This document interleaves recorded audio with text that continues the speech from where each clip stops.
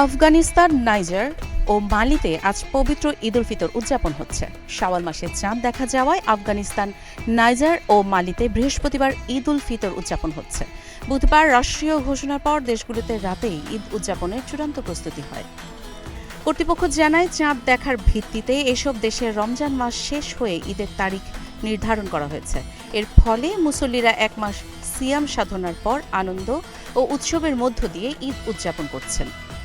বিশ্বের বিভিন্ন দেশে চাঁদ দেখার উপর নির্ভর করে ঈদের তারিখ ভিন্ন হতে পারে। ফলে কিছু দেশে একই দিনে ঈদ উদযাপিত হলেও অন্য দেশে একদিন পর পালিত হবে। ধর্মীয় তাৎপর্যের দিক থেকে ঈদ উল ফিতর মুসলিমদের অন্যতম প্রধান উৎসব, যা সংযম, দানশীলতা এবং ভ্রাতৃত্ববোধের বার্তা বহন করে। কাজী ইশরাত জাহান দৃষ্টি, নাগরিক প্রতিদিন।